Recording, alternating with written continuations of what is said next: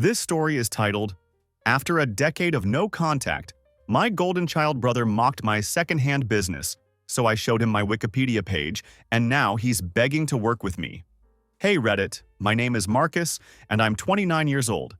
I was sitting in my house with my fiancée Victoria, our 6-month-old son Dylan, and our German Shepherd Rex when my phone started ringing.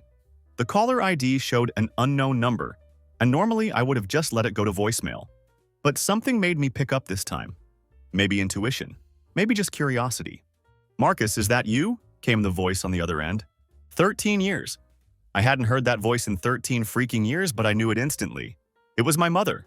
Let me back up and give you some context about my family situation. I'm the younger son in what looked like a normal family from the outside, but everything in our household revolved around my older brother Blake. He's 3 years older than me and had been the star of every show since day one. Blake was positioned as the coding prodigy, the future Silicon Valley legend who was supposedly going to change the world with his brilliant programming skills. Me? I was just the kid who spent his time in the garage rebuilding carburetors and figuring out how engines worked. Nobody in my family called it passion or talent. They simply called it getting dirty, as if working with my hands was something to be ashamed of. The garage became my sanctuary, the only place where I felt like I truly belonged. My father had converted half of our garage into Blake's personal computer lab, complete with 3 monitors, an expensive gaming chair, and all the latest tech equipment.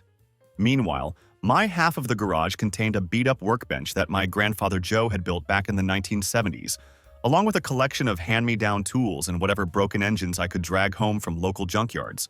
The only person in my family who truly understood my passion was my grandfather. Grandpa Joe would find me in the garage on weekends, sleeves rolled up and completely absorbed in working on some junkyard engine. "That's real craftsmanship," he would always say, and those words meant everything to me. Grandpa Joe owned a 1965 Mustang, Wimbledon white with red interior, that he had bought brand new in Cleveland to celebrate his promotion at Ford. That car was his absolute pride and joy, and he made sure I was the one who truly appreciated it. "Someday this beauty is yours, Marcus," he would tell me. "You're the only one who appreciates real engineering." Every family gathering followed the exact same routine, and it was exhausting to witness. Blake would completely dominate every conversation with his latest app idea, while everyone gathered around him like he was some kind of tech prophet delivering divine wisdom. The topics were always the same: coding boot camps, startup pitches, venture capital opportunities. And the man never shut up about any of it. It was like listening to a broken record that only played one song about how brilliant he was. My father would beam with pride whenever Blake spoke, his chest practically swelling with paternal satisfaction. "Software engineering, that's the future," Dad would declare with absolute certainty. "Real money, real respect." Then he would glance over at me with barely concealed disappointment, especially when I showed up with grease still embedded under my fingernails despite my best efforts to scrub them clean. Blake absolutely loved rubbing salt in this wound whenever he got the chance. "Classic cars are junk," he would announce with that smug tone I'd grown to hate. "Why would anyone waste time fixing something old when you can build something completely new and revolutionary?" He would wave his MacBook around like it was some sacred artifact blessed by the tech gods themselves. "This laptop has more computing power than NASA used to reach the moon," he'd brag, as if owning expensive hardware made him personally responsible for technological advancement. I learned early on in my childhood that the easiest way to survive these family dynamics was to become completely invisible. It was simply easier that way, and it hurt less than constantly being reminded that I didn't measure up to their expectations. When I was 16 years old, Grandpa Joe died suddenly of a heart attack in his sleep. At the funeral, while the family was dividing up his possessions and belongings, I discovered that Grandpa Joe had been much smarter than any of us realized. He had left very specific instructions about who should inherit what, and to my absolute amazement, the Mustang came to me. Not just the car itself, but the keys, the title, everything that went with it. Along with the legal documents was a handwritten note that simply said, "For Marcus, make her purr again." The car had been sitting unused for 3 years after Grandpa Joe became too sick to drive it. By the time I inherited it, the engine had completely seized from sitting idle for so long. The interior was cracked and damaged from brutal Michigan winters, and the paint had faded to primer in several spots where the elements had taken their toll. But despite all the cosmetic and mechanical problems, the bones of the car were absolutely solid. It still had all the original sheet metal, matching numbers throughout. and the factory build sheet was still tucked away in the glove box like a piece of automotive history. I spent the next 2 years of my life rebuilding that Mustang from the ground up, treating it like the most important project I'd ever undertaken. I completely tore down the 289 engine to the bare block and rebuilt it piece by piece, making sure that everything was cleaned, balanced, and reassembled the right way. When I finally fired up that engine for the first time after the rebuild, the deep rumble that came through the Flowmaster mufflers said everything I needed to hear. It was the sound of success, of dedication paying off, of bringing something beautiful back to life. Blake thought I was completely insane for spending so much time and effort on what he considered a worthless old car. My parents agreed that it was taking up valuable garage space and that I should be more practical with my time and energy instead of chasing what they saw as a pointless hobby. The breaking point in my relationship with my family came when I turned 18. I had been accepted into an automotive technology program with a partial scholarship, and I was absolutely thrilled about the opportunity. The community college had built an incredible reputation for turning out top-level technicians, and their classic car restoration track was absolutely legendary in automotive circles. Graduates from this program went straight to work at Barrett-Jackson auction houses or ended up maintaining celebrity car collections. It was exactly the kind of future I wanted to build for myself. I walked into our living room with that acceptance letter clutched in my hands, which were literally shaking from excitement and nervous energy. This felt like my moment, my chance to prove that my passion could become a real career. "I got accepted," I announced, trying to keep my voice steady. "They're offering me a partial scholarship, but I still need $3,000 for tuition and other expenses." I expected to see smiles on their faces, maybe some congratulations, or at least acknowledgement that this was a significant achievement. Instead, what I got was dead silence that seemed to stretch on forever. The atmosphere in the room became thick and uncomfortable, like the air before a thunderstorm. My father slowly lowered his newspaper and looked at me with an expression I'll never forget. "You know we're focusing our finances on Blake right now," he said in a matter-of-fact tone that suggested this should have been obvious to me.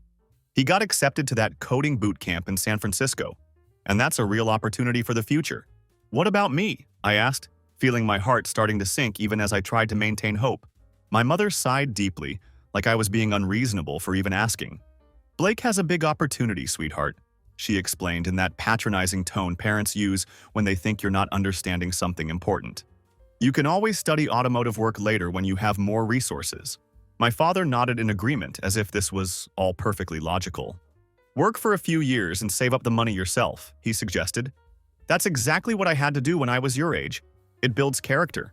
I stood there in that living room, holding that acceptance letter that had represented all my hopes and dreams, and I could feel it turning to ash in my hands. Everything I had been excited about, everything I had worked toward, meant absolutely nothing to them. I could wait indefinitely. I could figure it out on my own. I could struggle and sacrifice. But for Blake, the answer was always yes, immediately, without any questions or conditions. That night, I made the decision that would change my life forever. I packed everything I owned into a single backpack, a couple changes of clothes, my beat-up sneakers, and the $300 I had managed to save from part-time work. It wasn't much, but it was everything I had in the world. Nobody in my family stopped me as I prepared to leave. Nobody asked where I was going or if I had a plan. Nobody seemed to care at all. I left the house around dusk as a light rain was starting to fall, making everything look gray and depressing. I turned back once when I reached the end of our street, taking one last look at the house where I had grown up. And then I kept walking into an uncertain future. That night, I made myself a promise that I've kept to this day. I would never ask them for anything again, no matter how desperate or difficult things became. The Mustang had to stay behind in their garage. I couldn't afford to register it, insure it, or even put gas in it. But I told myself that someday, when I had built something real for myself, I would come back for Grandpa Joe's car. It was the one connection to family that actually mattered to me. Life after leaving home hit me like an absolute freight train, and nothing could have prepared me for how brutal those first few weeks would be. I spent my nights sleeping on park benches and my days walking from sunrise to sunset, desperately looking for any kind of work that would hire me. I learned very quickly that most places simply won't hire an 18-year-old kid with no permanent address and work clothes that smell like they haven't been washed in days. The only familiar place I could think of was this old garage where I had worked part-time during high school. Frank's Auto Service was wedged between a tire shop and a sandwich place that had definitely seen better days, but it was the closest thing to home I could remember. Frank, the head mechanic, was still there when I showed up looking desperate. He was a guy in his 50s with hands that were permanently stained with motor oil. A man who didn't talk much but seemed to notice and remember everything that happened around him. Frank had come up through the automotive world the hard way, just like I was trying to do. He had started as a lube technician back in the 1980s and worked his way up through pure skill and determination.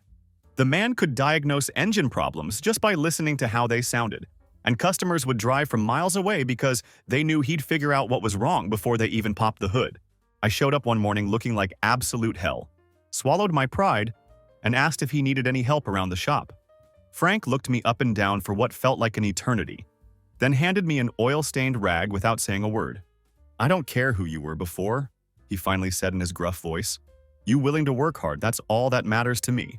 I started with the nastiest, most unpleasant jobs imaginable.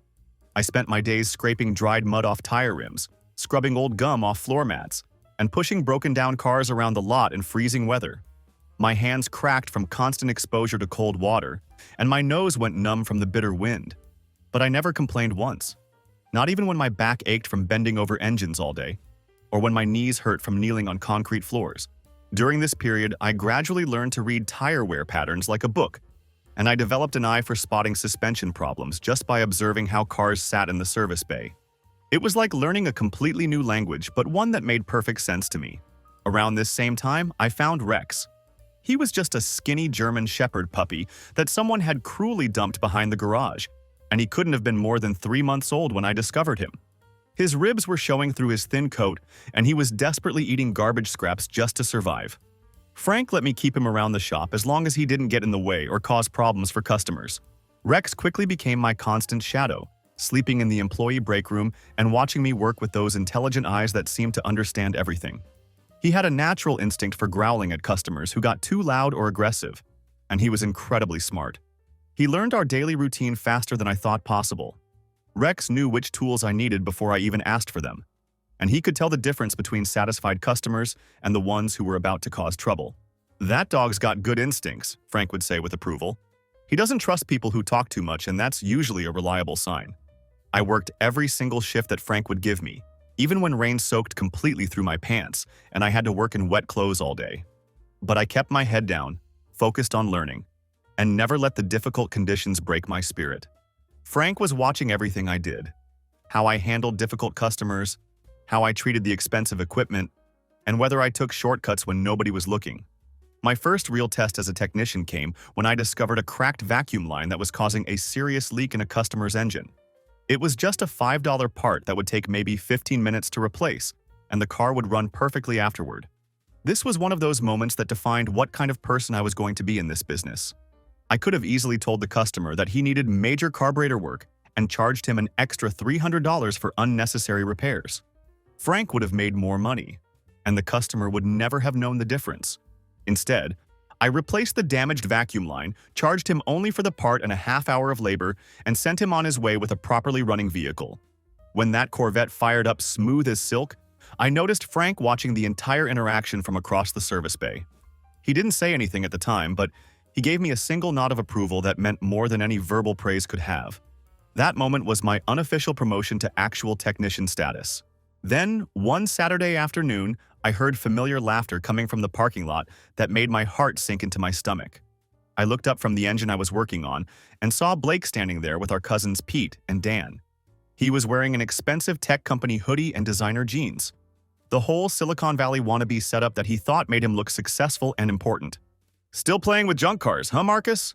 Blake called out with that same condescending tone I remembered from childhood. I didn't say anything in response, just kept working on the engine in front of me. But I could feel my skin burning with embarrassment and anger as they stood there judging everything about my life. Pete looked around the garage with obvious disgust written all over his face. "This place absolutely reeks," he complained loudly. "I can't believe someone would actually choose to stay in a dump like this when there's real money to be made in technology." Dan eagerly joined in on the criticism. "My buddy just got hired at Google," he bragged. "His starting salary is 6 figures and he gets stock options and amazing benefits. Meanwhile, you're here getting dirty for minimum wage like some kind of dropout." Blake laughed the loudest of all of them. "Classic cars are completely dead," he declared with absolute certainty. "Everything's going electric now. He's sitting here fixing yesterday's trash while I'm building tomorrow's revolutionary solutions.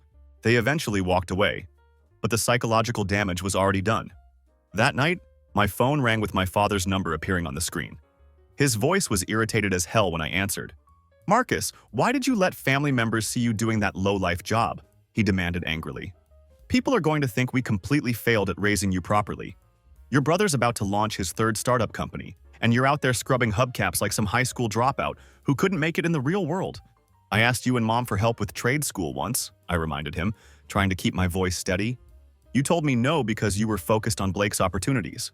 So now I'm doing this alone, just like you suggested." My father muttered something under his breath about not expecting them to introduce me as family if I was going to live like this. Then the line went dead, leaving me staring at my phone in the silence of my tiny apartment. About a week later, I was underneath an old pickup truck changing the oil when Frank walked over and stood watching me work with his arms crossed. This was unusual because Frank typically left me alone to handle routine maintenance jobs. "You work harder than guys who've been here for years," he said suddenly. "You're never late, never ask for time off, and never complain about anything I ask you to do." I crawled out from under the truck and wiped my hands on Rex's head. The dog had gotten much bigger and more protective since I'd found him, and customers had learned quickly not to mess with me when Rex was around. Frank nodded toward a classic Camaro that was up on the lift. "You know how to rebuild a Rochester Quadrajet carburetor?" he asked. I had never done one before, but I had rebuilt the carburetor on my grandfather's Mustang, and the principles were basically similar across different applications. For the first time since I'd known him, Frank actually smiled. "Stay late tonight," he said. "I'll show you what real restoration work looks like." That Camaro belonged to a serious collector who had brought it from 3 states away, specifically to have Frank work on it. It was a numbers-matching 1969 SS 396 in original rally green paint, with the iconic cowl induction hood that made these cars so desirable. The customer had specifically requested Frank because word was getting around in collector circles about his exceptional classic car restoration work. Frank walked me through advanced diagnostic techniques that night, showing me performance modifications and classic car restoration methods that had been passed down from old-school mechanics who learned their trade in an era when cars were purely mechanical works of art.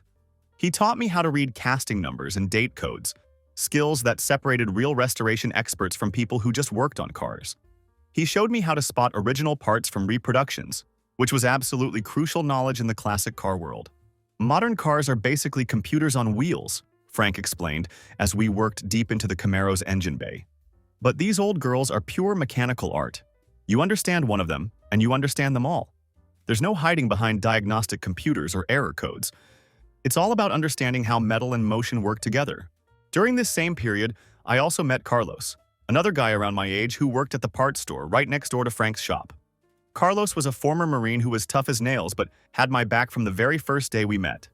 We started grabbing lunch together regularly, talking shop about automotive work, and he would help me track down rare parts for the classic car builds that were becoming my specialty. Carlos had his own story of struggle and perseverance. He had completed 3 tours overseas and came back home unable to find work that felt meaningful or important. The parts store wasn't glamorous by any stretch of the imagination, but he understood quality and could tell the difference between genuine, original parts and cheap knockoffs that would ruin a restoration. "You've got something really special," Carlos would tell me during our conversations. "Most guys just see broken cars that need fixing. You see what they used to be and what they could become again." Carlos taught me how to read part numbers like a foreign language, how to identify original components that were worth preserving, and how to build networks with other parts specialists across the country. This knowledge was invaluable in the classic car restoration world. "Classic car restoration runs entirely on relationships," he explained. "It's about knowing who has what parts, who can be trusted to deliver quality components, and who will send you junk with a smile and take your money." Over the next few weeks, I kept doing routine maintenance jobs during regular business hours, but I stayed late into the evening to learn the more specialized trade.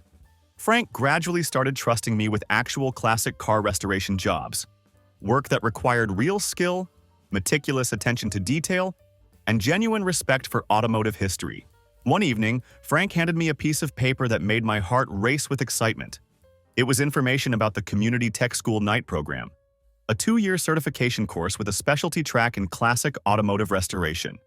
It was the exact same program I had been accepted to straight out of high school, the opportunity my family had refused to support. "I know the guy who runs this program personally," Frank said. "If you're serious about making this your career, I'll write you a recommendation letter that will get you accepted." I stared at that paper with my hands literally shaking. This was my second chance, the opportunity I thought I had lost forever.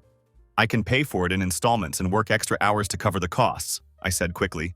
Frank waved his hand dismissively. "I'll cover whatever the scholarship doesn't take care of," he said matter-of-factly. "Call it an investment in my future staff." For the first time in my entire life, someone believed I was actually worth investing in. Someone saw potential in me and was willing to put their money where their mouth was. I spent the next 2 years attending night school while working full days at Frank's shop, and it was absolutely intense. My typical routine involved eating cold noodles for dinner, then studying until midnight in Frank's break room with textbooks spread across the table. Sometimes I would fall asleep right there at that table with Rex curled up next to me, both of us exhausted from the long days. But despite how difficult and draining it was, I never once considered quitting. The automotive technology program was incredibly demanding and hands-on. We worked with every type of American muscle car you could possibly imagine. 1967 Shelby GT500s, 1970 Plymouth Cudas, 1969 Dodge Charger RTs, learning the intricate differences between original cars and tribute builds. The instructors taught us how to spot matching numbers across engine blocks, transmissions, and rear axles, and what specific details made one car incredibly valuable versus just old and interesting. Carlos helped me stay motivated during the roughest patches of the program. "You're building something they can never take away from you," he would remind me whenever I complained about being tired or overwhelmed. When I'd start doubting myself, he would bring me parts catalogs to study and quiz me on casting numbers and date codes until I had them memorized. Frank gradually gave me more complex restoration jobs as my skills developed. I started handling classic restorations, performance builds, and advanced diagnostic work that required understanding both sophisticated mechanical systems and automotive history. By the time I completed my certification, my name was regularly appearing in the assignment book as the go-to specialist for classic car work. My first real breakthrough came with a 1968 Mustang 428 Cobra Jet that arrived at the shop barely running. The owner had already taken it to 3 different shops and been told that the engine was completely junk and needed to be replaced. When I tore down the motor and carefully examined all the components, I spotted the actual issue right away. The cam timing was off by exactly 1 tooth. It was a relatively quick fix, but only if you knew exactly what to look for and had the experience to recognize the symptoms. When that 428 big block fired up with its characteristic loping idle and started putting out the full 335 horsepower it was designed to produce back in 1968, the owner nearly broke down and cried with relief.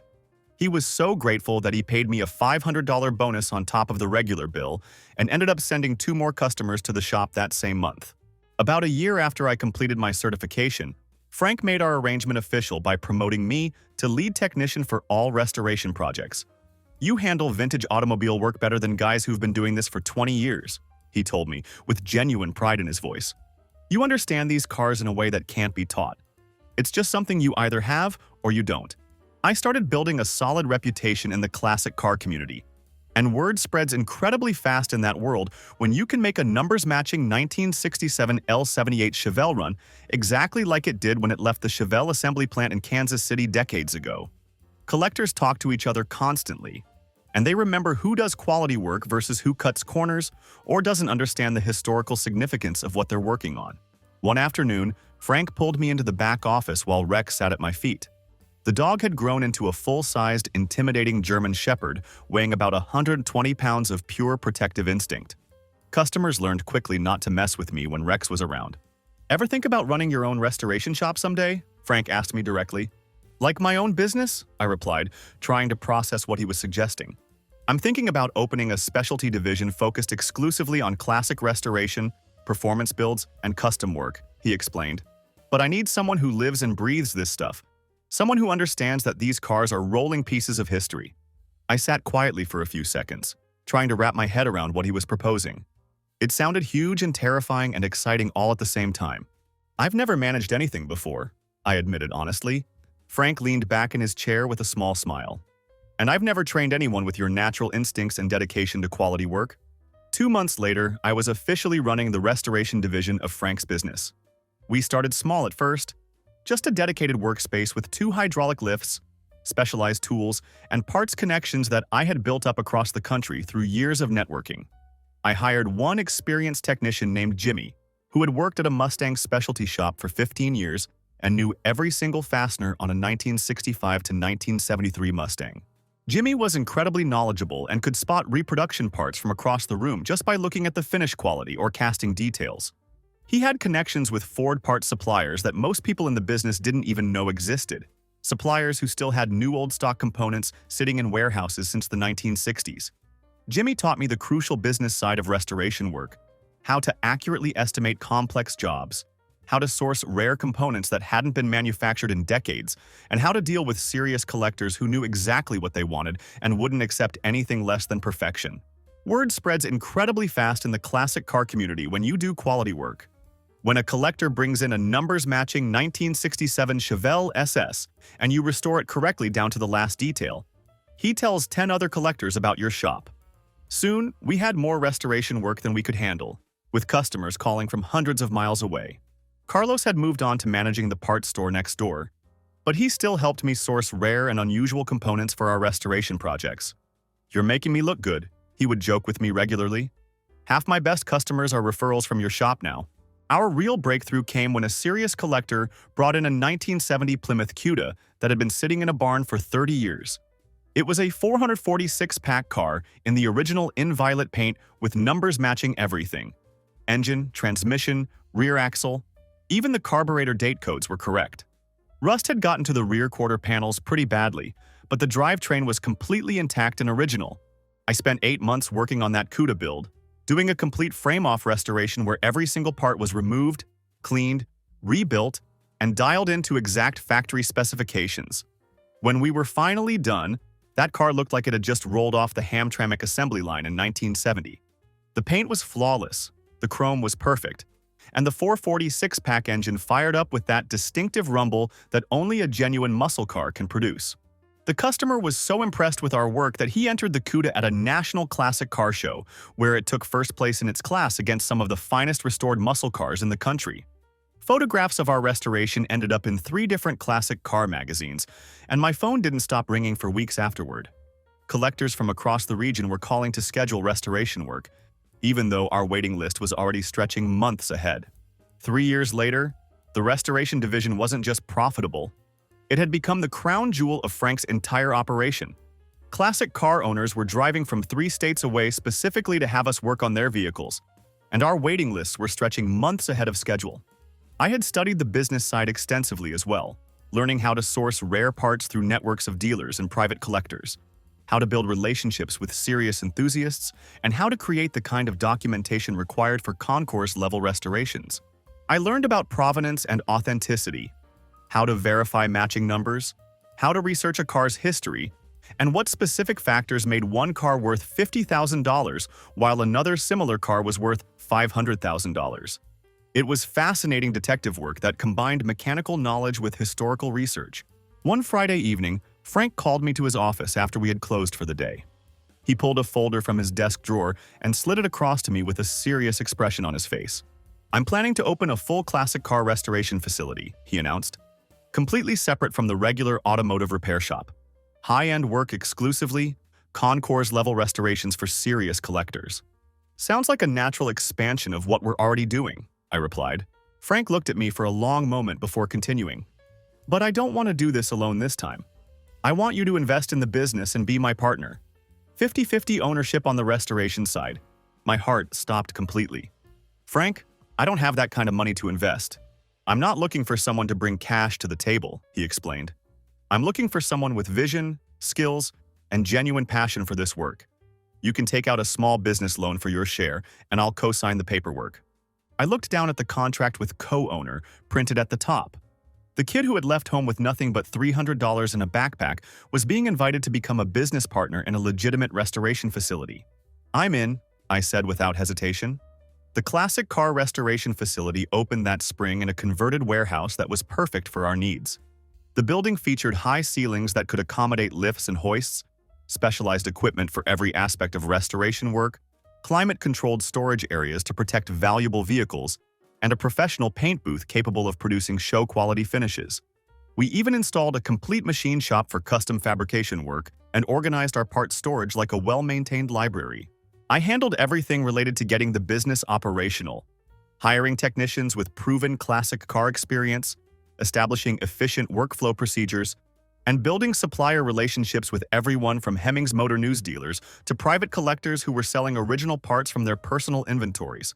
We made a deliberate decision not to advertise in traditional classic car magazines or take out expensive ads.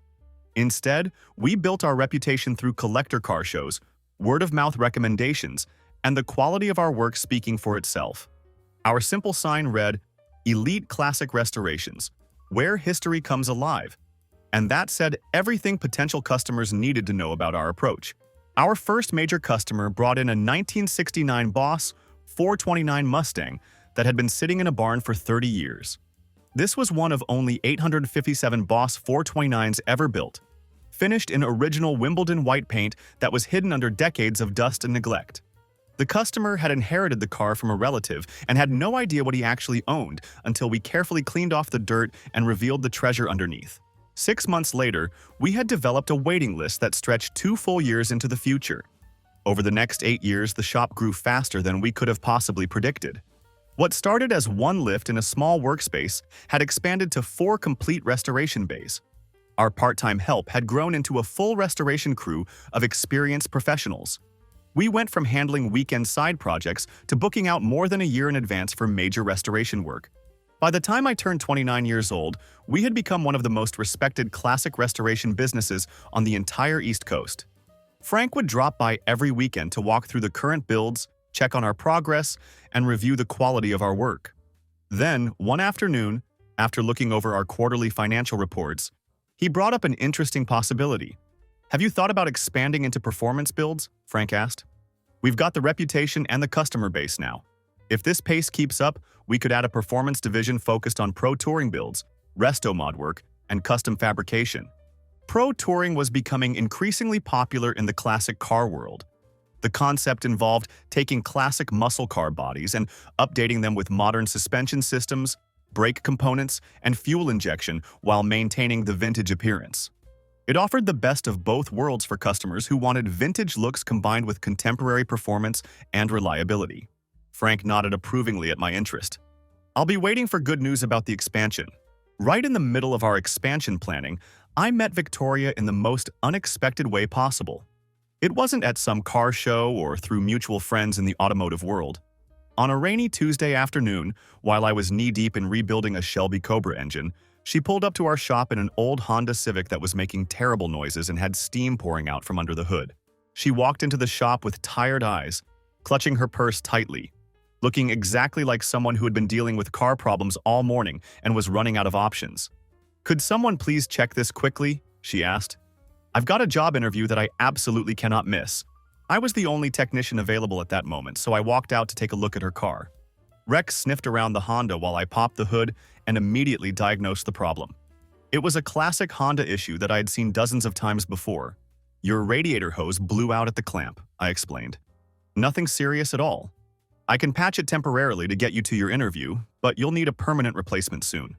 Her eyes widened with surprise and relief. "That's really all it is?" she asked incredulously. "The shop down the street told me I needed a complete new cooling system and quoted me over $800. I shrugged and was already reaching for my emergency hose repair kit. "Some places see dollar signs when a customer walks in," I said honestly. "I just see what actually needs to be fixed." She smiled at me then. Not a polite, grateful smile, but a real, genuine smile that reached her eyes. "Then I definitely owe you coffee next time I'm in the area." The next day, Victoria came back to the shop with coffee and breakfast for me, just to say thanks for helping her out. Rex liked her immediately, which was actually a pretty good sign since he was usually suspicious of new people.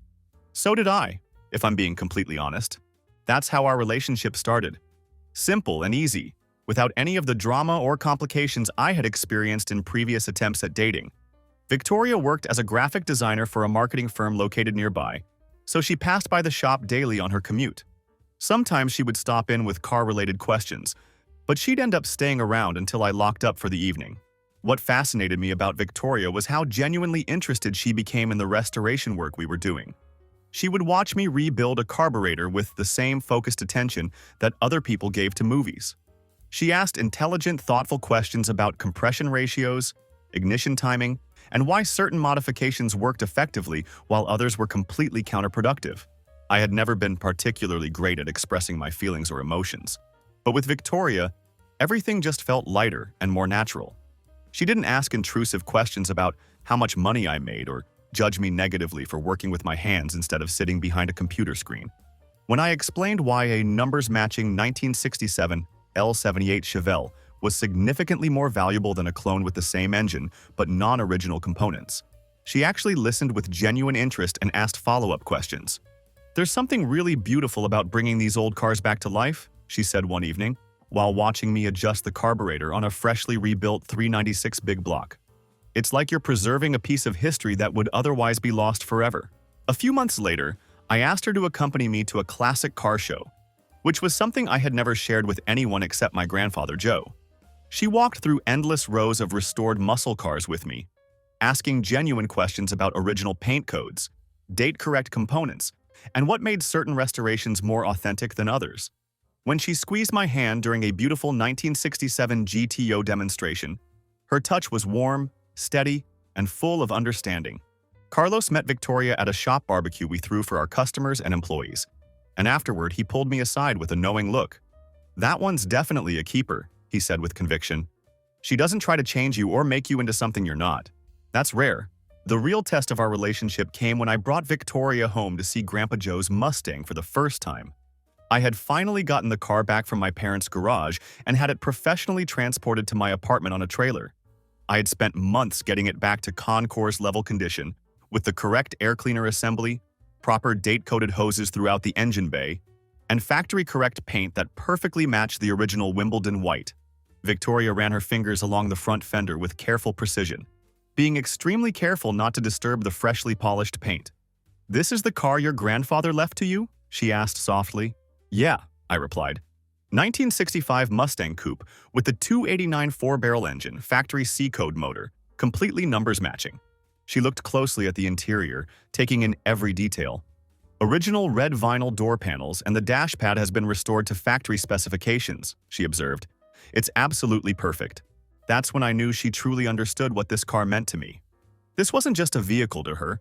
It represented family history, skilled craftsmanship, and a connection to something real and lasting in a world full of disposable things. We got engaged exactly 1 year later, and it wasn't some fancy, elaborate proposal with expensive rings and romantic setups. We were working late in the shop together, and she was helping me organize parts catalogs while I fine-tuned a newly rebuilt 454 big block engine that was destined for a customer's Chevelle. "Marry me," I said, looking up from the engine bay where I was adjusting the carburetor mixture. She gave me that same real, genuine smile from the very first day we met. "About time you asked," she replied. The best part of our story came 6 months ago when Victoria told me she was pregnant. Dylan was born 6 months ago, and the kid is already showing signs of mechanical curiosity that remind me of myself at a young age. When I put him in his carrier next to whatever car I'm currently working on, he goes completely quiet and just stares at the engine with wide, curious eyes that seem to take in every detail. Rex has officially appointed himself as the baby's personal guardian, lying protectively next to Dylan's carrier, with one ear always listening for any sign of trouble or distress. We live in a modest 3-bedroom house now. Nothing fancy or extravagant, but it has a proper 2-car garage where I keep Grandpa Joe's Mustang under a custom car cover and have space to work on personal side projects. The main bay holds the Mustang in a place of honor, while the second bay has a hydraulic lift for whatever project car I happen to be tinkering with during my free time. Every evening, I sit in that garage with Dylan in my lap and Rex lying at my feet, telling him stories about his great-grandfather and the cars that built America. The kid doesn't understand the words yet, but he listens intently to the engine sounds I make and reaches out with his little hands toward the chrome and polished metal. Last month, I was working in the garage on a weekend project when my phone started ringing. The caller ID showed an unknown number, and I almost let it go straight to voicemail like I usually do with calls from numbers I don't recognize. But something made me answer it this time. "Marcus, is that you?" came the voice on the other end. 13 years of complete silence, but I knew that voice immediately and unmistakably. It was my mother. "Mom," I said, genuinely surprised and shaken by hearing from her after all this time. Yes, it's me, she replied, and I could hear nervousness in her voice. I know you probably don't want to hear from me after all these years. I just wanted to know if you're okay and doing well. I was quiet for several seconds trying to process this unexpected contact. How did you get my phone number? I asked. I've been keeping up with you quietly over the years, she admitted. I still hear bits and pieces through relatives and family friends. I never called before because I assumed you didn't want to hear from any of us. But this time is different, she continued. What's different about this time? I asked. Thanksgiving is next week, she explained. We're having dinner at Blake's new place. He just bought this amazing house in Coral Gables, and I thought it would be nice if you came, just this once, like a family reunion. I didn't answer right away. After 13 years of complete silence and no contact whatsoever, now they suddenly wanted a reunion. The timing seemed suspicious. Blake's doing incredibly well these days, she continued, filling the silence. His latest startup company is about to go public, and he's really made something of himself. I'll think about it, Mom, I said finally, then hung up the phone. I sat there frozen on the couch with the phone still in my hand and the screen dark, trying to process what had just happened. Rex sensed that something was wrong and came over to put his head on my knee, offering the kind of unconditional support that only dogs can provide. Victoria walked over from the kitchen with Dylan balanced on her hip and handed me a cup of coffee. The moment she saw the expression on my face, she stopped and sat down beside me. You okay? She asked with concern in her voice. My mother called, I said simply. Victoria's eyebrows raised in surprise. Your birth mother? The one you haven't spoken to in 13 years? I nodded slowly. After 13 years of nothing, she called to invite me to Thanksgiving dinner at Blake's new mansion. Victoria frowned, clearly sensing something was off about the timing. After 13 years of complete silence, I nodded again. I guess now that Blake's showing off a mansion, they want the forgotten son back in the family photos. I gave a dry, humorless laugh. Probably want to make sure the whole family looks successful and complete. Victoria didn't say anything right away. She just shifted Dylan to one arm and placed her free hand over mine, offering quiet support. It's been 13 years, Marcus, she said thoughtfully. Maybe things have actually changed with them.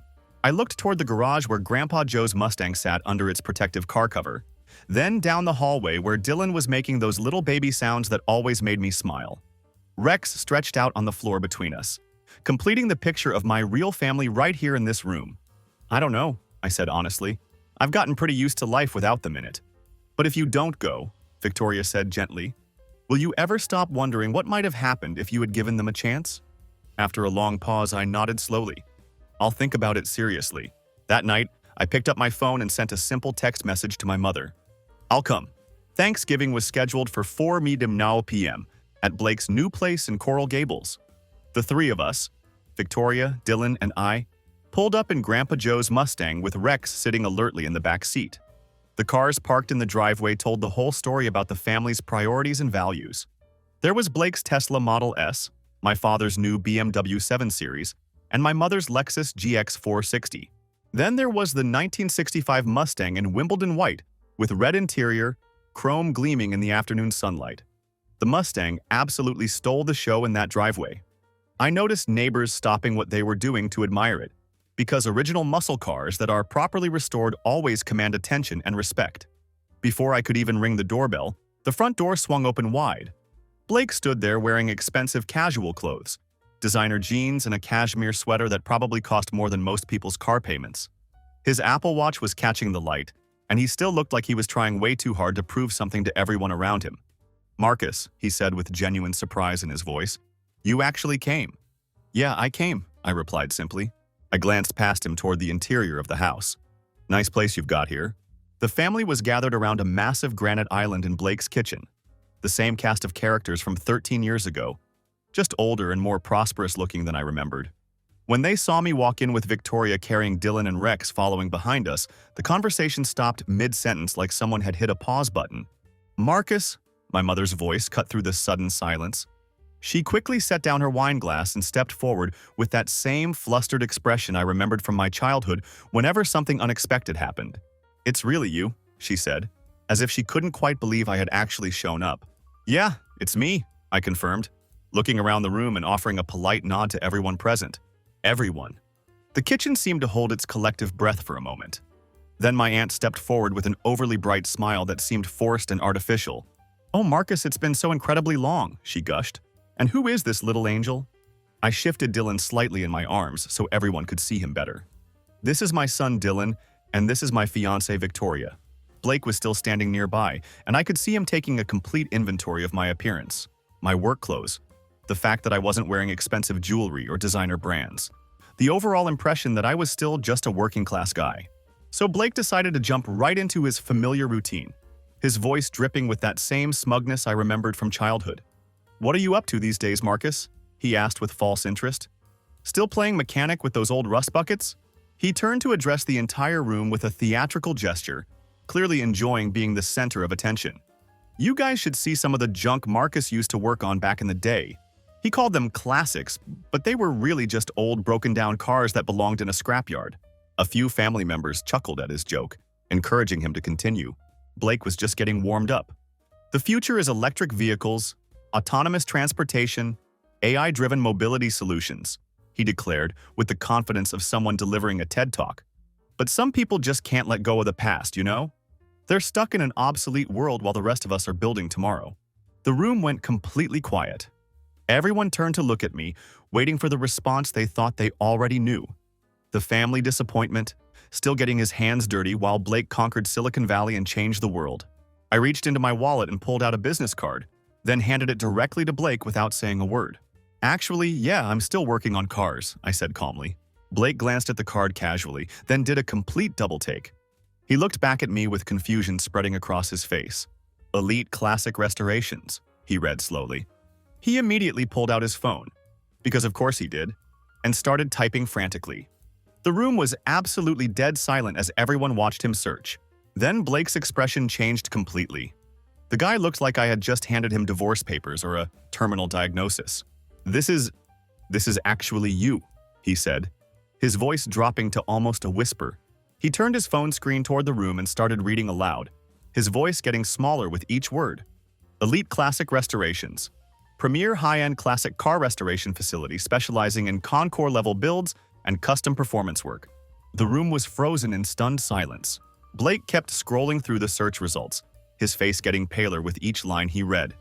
"Co-owner Marcus Hamilton has built a reputation as one of the East Coast's leading classic car restoration specialists, with clients including celebrity collectors and museum-quality builds."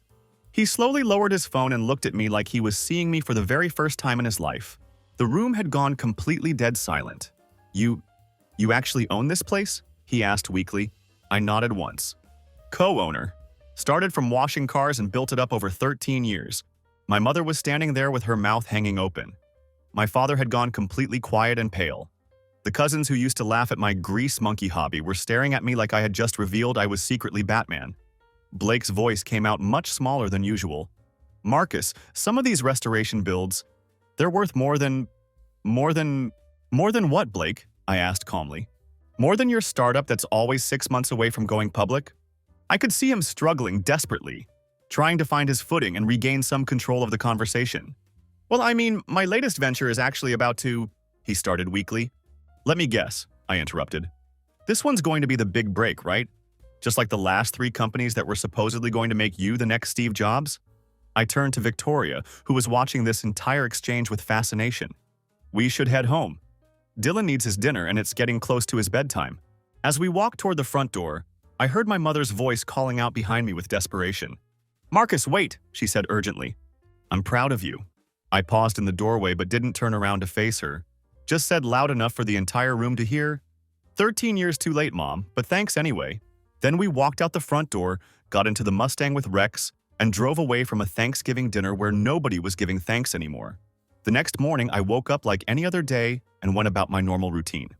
Around 8 a.m., my phone started buzzing constantly. Blake's number appeared on the screen first, followed by a bunch of text messages from him and both of my parents. Carlos called me around noon, laughing his ass off about something. "Word got around that you completely shut down your whole family yesterday," he said between chuckles.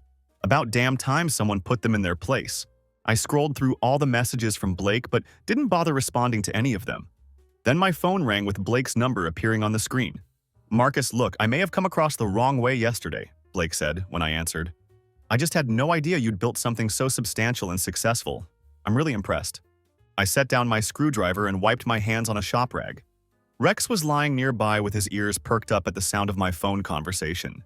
"What did you think I was doing for 13 years?" I asked. "I don't know. I just figured you were getting by working at some regular garage," he admitted. "But this business you've built is really impressive, genuinely impressive." Before I could respond, I heard other voices in the background. He had me on speakerphone. My father's voice cut in suddenly. "Son, we want to make things right between us. Family is family, after all." Then, my mother's voice joined the conversation. "We made mistakes, Marcus. We can see that now. Maybe you could help Blake with the business side of his ventures." Blake's voice came back, getting excited now. "Actually, yeah. I've got some venture capital connections that could be really valuable. We could totally disrupt the whole classic car industry with some innovative approaches." I could hear the bullshit flowing like water from a broken faucet. Same old Blake, trying to insert his nonsense technology solutions into everything he encountered. He probably wanted to create an app for carburetor tuning or blockchain-based parts authentication. Blake continued enthusiastically. "I've got a new round of capital lined up that's going to blow this whole industry wide open with revolutionary approaches." "Blake?" I interrupted him. "What's the name of your current company?" There was a slight pause. "Well, we're in stealth mode right now, but..." "And what about the last company, the one that was going to revolutionize social media?" Complete silence on the other end. I let out a quiet laugh. Not bitter or angry, just tired of the same old routine.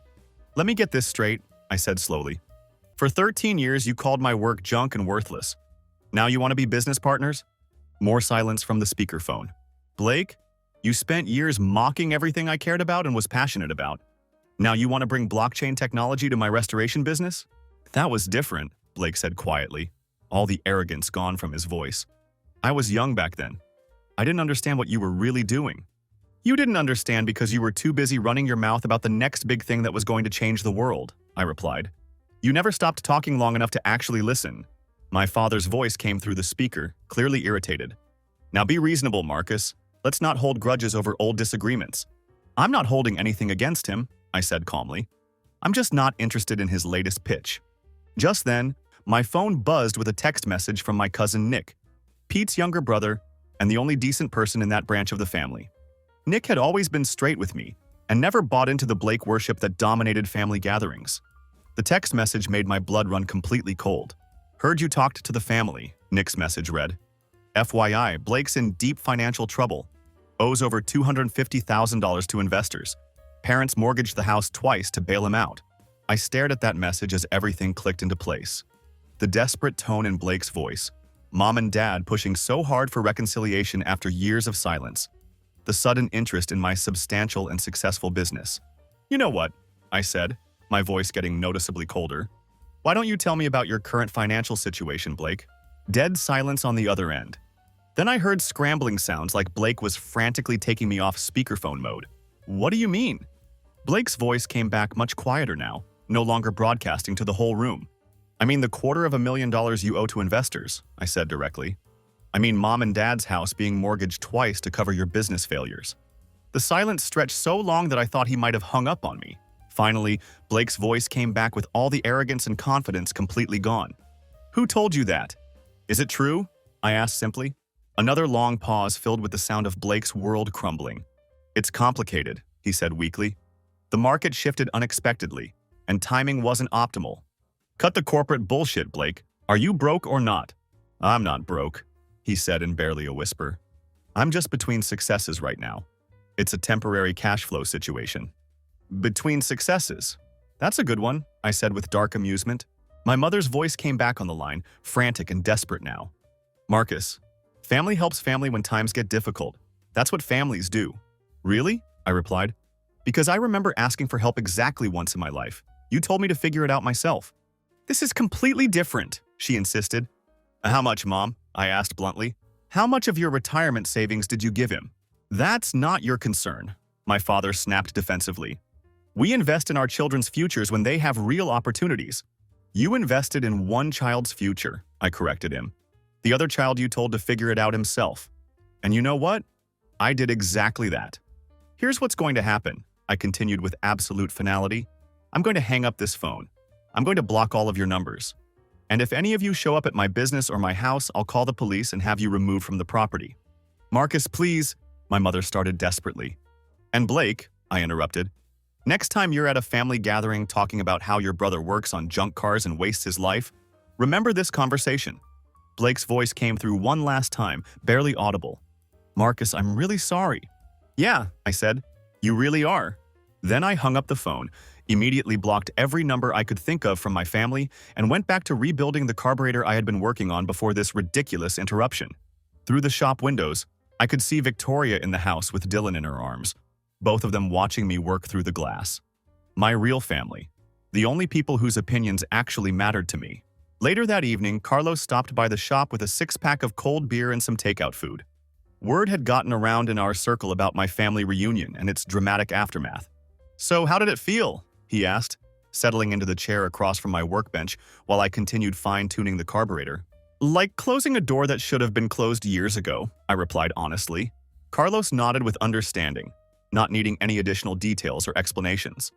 Blood relation gets you in the door, he said thoughtfully. But respect decides whether you get to stay. I looked around my shop. Frank had become the father figure I had actually needed. Carlos was the brother who genuinely had my back through everything. Victoria and Dylan were the future I was actively building with my own hands. Even Rex had chosen me over whoever had originally abandoned him as a puppy. Yeah, I said, turning my attention back to the carburetor rebuild. Sometimes that's exactly how it works. It's been a full month since that Thanksgiving dinner and the phone call that revealed everything about my family's true motivations. Life has returned to its quiet, peaceful rhythm. The restoration business is absolutely booming. We just finished a numbers-matching 1970 Plymouth Cuda that's heading to the Barrett-Jackson auction next month, and we're expecting it to bring serious money. Last week, cousin Nick called with an update on Blake's situation. Blake's latest startup was apparently just a consulting firm with no actual product, no employees, and no real business model. The investors he owed money to were getting increasingly impatient and were threatening legal action to recover their investments. He's been telling everyone his company's about to go public, Nick explained. But from what I can tell, it's just him and a website he built himself in his basement. I wasn't surprised by this news at all. Dylan's growing fast and is already trying to grab tools when I hold him near my workbench. He's going to be trouble, Victoria said with a smile, watching our son reach for a chrome wrench. Good trouble, I replied, thinking about all the projects we'll work on together when he's older. Next month, Victoria and I are getting married in a small ceremony with family and friends who actually matter to us. Frank is giving me away, which seems completely appropriate since he's been the closest thing to a real father I've had since Grandpa Joe died. I have absolutely no regrets about walking away from the people who share my DNA, but never shared my values or respect. Every time I fire up the Mustang and hear that 289 V8 purr through the Flowmaster mufflers, I'm reminded that some things have lasting value and meaning.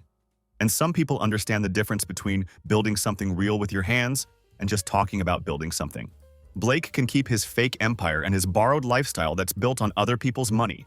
I've got something much better. A legacy built with honest work, genuine skill, and the respect of people who actually matter.